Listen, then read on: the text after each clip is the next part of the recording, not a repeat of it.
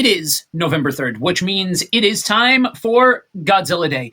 Y'all, I said during the live stream that we would be branching out from the horror content. I love horror, and actually, during one of the many videos that I shot last month, I had mentioned that I love creature features. And a big part of the reason why I love creature features is Godzilla. Now, I mentioned during the live stream that we were going to be switching gears to emphasizing sci-fi. Sci-fi is another one of my big loves, and usually in November, as I'm detoxing off of horror, I go heavy into sci-fi. And again, a big part of the reason why I love sci-fi is Godzilla. Very few fictional characters have loomed as large, literally and culturally, as Godzilla. Since 1954, the King of the Monsters has rampaged across continents, genres, and media, spawning dozens of films, animated series, novels, comics, toys, video games, and academic dissertations. He is a walking contradiction. He is a character who can be a doomsday allegory one decade and a children's superhero the next. A national trauma made flesh and a global mascot. An ecological warning siren and a celebration of spectacular destruction. We talk about franchises today as synergetic IP ecosystems. But Godzilla was building that model before the term became standard business vocabulary.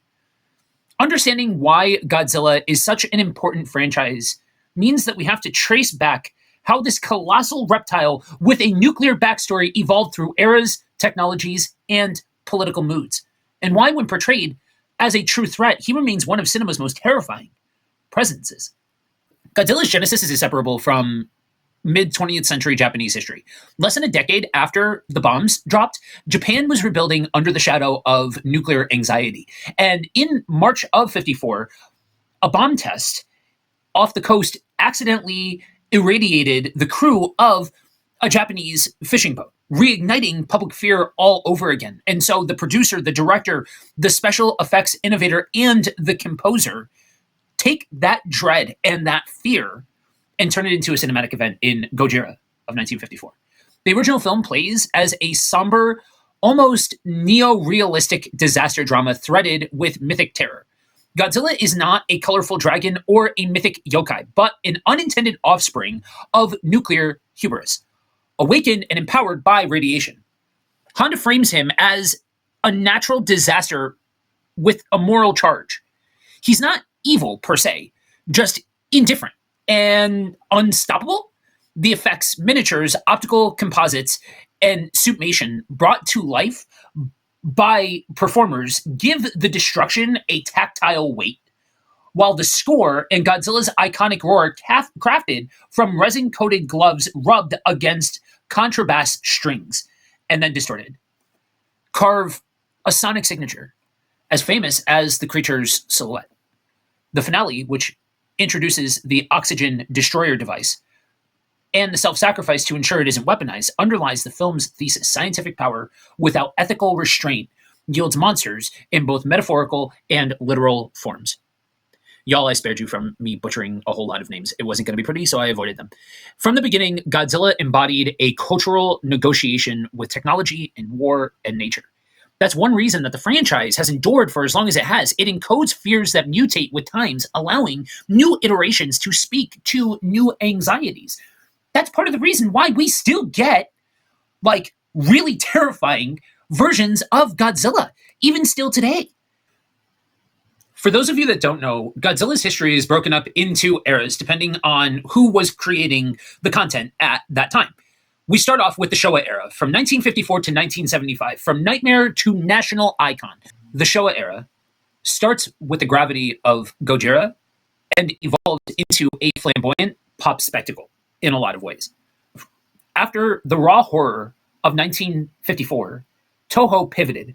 The sequel, Godzilla Raids Again in 1955, introduced the first monster versus monster template that would go on to define most of the sequels going forward. The turning point for the franchise came with King Kong vs. Godzilla in 1962, a corporate and cultural crossover that transformed Godzilla from allegorical terror to a box office champion. After that point, Godzilla's characterization softened, and he gradually became a protective figure, sometimes of Japan, sometimes of the Earth as a whole, fighting giant adversaries like Mothra and Rodan and King Ghidorah and Mecha Godzilla. This shift reflected the 60s zeitgeist, a booming economy, the rise of TV-styled heroics, and a young audience hungry for colorful escapism. Yet even amid the camp, the films smuggle in topical concerns, international tension, environmentalism, industrial pollution, especially in Godzilla vs. Ghidorah from 71, a psychedelic eco horror in which the smog monster literally feeds on pollution. The Showa films also codified an iconography, the lumbering power stance, dorsal plates igniting before the atomic breath, and that heroic turn to the camera after a finishing blow. The Suitmation craft matured with models setting painstakingly built to explode photogenically under kaiju feet. Critically, the Showa era proved franchise elasticity. Godzilla could be nightmarish, goofy, or noble. He could reflect national pride or global anxieties. This malleability, evident even when budgets dipped and tone toggled wildly, helped Godzilla survive when other monster series of the time didn't. From this point, we move to the Heisei era from 1984 to 1995. This is where you get continuity, scale, and tragic majesty. After a decade-long hiatus, Toho rebooted with the return of Godzilla in 1984, released internationally as Godzilla 1985. The Heisei cycle continued through Godzilla vs. Destroyer in 1995, and it restored a more serious tone and instituted a stronger continuity across films. Godzilla regained his menace. He was vast, slow, and implacable. The creature's design beefed up. He had thicker chest, heavier brow, more imposing dorsal fins, and cinematography emphasized scale through low angles and smoke-weathered silhouettes. Narratively, the Heisei films explored genetic and temporal paradoxes with Godzilla vs. King Ghidorah from 91, bioengineering ethics in Godzilla vs. Biollante in 89, and the burden of destructive power personified in Godzilla Jr. The era's apex, Godzilla vs. Destroyer from 95, closes the loop to 1984 by birthing a new monster from the Oxygen Destroyer and staging Godzilla's meltdown as apocalyptic. It's Greek tragedy by way of Tokusatsu, the death of a god weapon witnessed by a world that both fears and grieves him. Technically, Tsuburaya's legacy evolved with advanced animatronics and more refined pyrotechnics, as well as digital compositing accents. The Heisei films also refined the franchise's emotional language. From this point, we move on to the Millennium era, 99 through 2004, anthology experiments and bold reinterpretations. Where Heisei pursued serial continuity, the Millennium era adopted an anthology strategy. Each film, Godzilla 2000, Godzilla vs. Megaguirus, Godzilla, Mothra and King Ghidorah, Giant Monsters All-Out Attack, Godzilla against Mechagodzilla, and Godzilla Tokyo SOS, culminating with Godzilla Final Wars, stands as a mostly self-contained what-if remixing canon and iconography with fresh endings. This freed directors to reimagine Godzilla's ethos. GMK reverts him to a near-demonic force animated by the restless dead of wartime Japan, pitting him against guardian monsters. Against Mechagodzilla and Tokyo SOS, explore techno-ethics. The human-built Kiru is powered by the skeletal remains of the original 1954 Godzilla, literalizing the franchise's obsession with reusing destructive legacies. Final Wars plays like a rock and roll victory lap, a blitz of kaiju cameos, martial arts, and global chase sequences, closing the Toho live-action run for a time with maximalist flair. Millennium proved that Godzilla could be endlessly reinterpreted without a single definitive canon. The franchise became a set of mythic building blocks, an instrument to be played differently by each filmmaker. Bringing us to the modern day, we have two simultaneous eras going on both at the same time, one coming from Japan and one coming from the United States. See, America also had its run with Godzilla to fair to middling results up to a point. Then comes along 2014 through to the present day, where we get the MonsterVerse. Trans-Pacific blockbuster synergy. Parallel to Toho's Reiwa interventions, part of the Millennium era was born out of the United States gaining the rights to produce Godzilla content. And let's just be honest, the first outing for America creating a Godzilla movie was not stupendous. I was a kid when it came out, so I have nostalgic feelings for it, but generally, from kaiju fans, it is not very well liked. And the folks at Toho kind of thought the same thing, which is what led to getting the rights and doing the Millennium era with Godzilla 2000 and et cetera, et cetera. America would get a second run at the Godzilla franchise with the MonsterVerse, starting in 2014, going through to the present day, where you get trans-Pacific blockbuster synergy.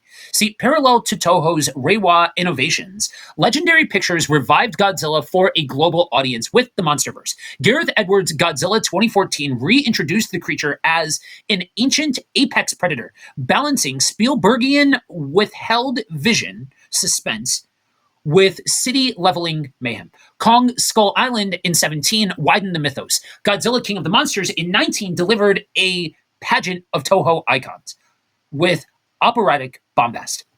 Godzilla vs. Kong in 21 and its successors embraced colorful Saturday matinee exuberance. The MonsterVerse reframed Godzilla as a planetary corrective, an elemental guardian keeping Titans in balance. This approach leads towards action-adventure over allegory. Yet, it still challenges contemporary anxieties, environmental disequilibrium, human overreach, and the uneasy coexistence between modern civilization and primordial forces. Crucially, it introduced Godzilla to a new generation at blockbuster scale, sustaining the brand's global vitality alongside Toho's more thematically pointed entries.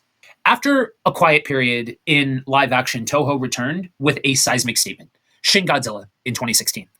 This film fuses disaster realism with satirical bureaucracy, depicting a protean Godzilla evolving grotesquely through forms while a government scrambles, hampered by procedure and pride. Now, a shout out to all of you Cronenberg-style horror fans out there. If you dig that, you may dig some of the visuals in this movie. The horror here is doubled. The monster's unhealthy biology, gills leaking red ooze, dorsal plates, lancing lasers, and the paralyzing machinery of modern statecraft. If the 1954 film imprinted nuclear dread, Shin updates the terror for an age of natural disasters and institutional ossification. Toho also expanded into anime. The feature trilogy, Planet of the Monsters, City on the Edge of Battle, The Planet Eater, imagines a far future Godzilla as a quasi-divine ecosystem unto himself, while Godzilla's Singular Point in 21 blends hard science speculation, mathematical monsters, and multiversal weirdness with a vibrant, youthful cast. Anime allowed thought experiments beyond live-action feasibility, using Godzilla as a canvas for philosophical sci-fi. Reiwa's capstone so far is the masterpiece, Godzilla Minus One. I saw this multiple times in color. I saw this multiple times in black and white. This is the definition of a movie that redefines a franchise for a whole new generation. Y'all, I wasn't around in 1954. I love Tokusatsu even when you see the strings. I love giant monsters even when you see the fact that they are nothing but models against a screen. I have a soft spot for it. So I will always appreciate Godzilla for everything that it is, similar to how I hear old school first generation older Doctor Who fans appreciate the suits and the wires and the whole nine yards. Yo, this took, if you've never seen Minus One, this took Godzilla and amplified the horror. Like, this is creature feature, but done, like, when I hear art house horror, that's what I think of. I don't think of Hereditary. I don't think of The Witch. I don't think of any of that stuff. I don't think of A24. I think of Godzilla Minus One and Shin Godzilla. Both of those movies are, like, even though they're both, like, proto-Godzilla, back to basics, back to the beginning, back to the starting point, redefining the first one sort of thing, I think they still tell two very different stories about two very different Godzillas. And that's awesome that we got two heavy, impactful ones back to back like that. Godzilla Minus One is a post-war set reboot that retraces the franchise to trauma and accountability, positioning Godzilla as an invading terror in a Japan already in ruins. The film personalizes national guilt and survivor shame through a kamikaze deserter protagonist. It's a tight human-scale drama that retains kaiju grandeur, demonstrating that Godzilla can be prestige cinema without sacrificing the spectacle. Godzilla's spread across media cemented this franchise's importance. In comics, Marvel's late 70s run set a template for crossovers and tonal flexibility, while Dark Horse and later IDW built sagas that deepened lore and monster rosters. IDW's Godzilla Half-Century War, for instance, tracks a soldier's decade-long obsession, showing how kaiju become a backdrop to human history. On television in 1978, Hanna-Barbera softened the king into a family-friendly hero with a divisive sidekick, Godzuki. An early proof that the brand can stretch to younger audiences. The mid-1990s animated series spun from the American Godzilla in 1998 salvaged that film's legacy by delivering solid episodic Monster of the Week adventures. Video games from 8-bit brawlers to modern arena fighters trained generations to think of Godzilla as a controllable power. Across the different eras and across the different media, Godzilla endures because it's both a symbol and a character, a concept and a spectacle. 5 themes reoccur across eras in media. Anxiety of the time, nuclear anxiety, technological hubris, nature's indifference. Godzilla is not merely a villain. He is an ecosystem with legs. His motivations are inscrutable, which makes him feel more like weather than warlord. National trauma and recovery. For Japan, Godzilla is a vehicle to process wartime devastation and a post-war identity. Mythic plasticity. Like Dracula or Sherlock Holmes, Godzilla is a myth template. He can play destroyer, defender, deity, and dad. This versatility keeps the franchise fresh and invites creative reinvention. Craft and tactility. Practical effects, miniatures, and suit performance confer texture. Even with CGI, filmmakers often homage Suitmation rhythms, the weighted footsteps, the deliberate head turns, because they carry a ritualistic gravitas that audiences recognize in the king of the monsters. While Godzilla is heroic, his most chilling incarnations remind us why he is the king of the monsters. He keeps reinventing himself, but still showing us that when done right, he is, at scale, one of the most destructive forces known to cinema. Let me know which movie is your favorite, which era, which version of Godzilla that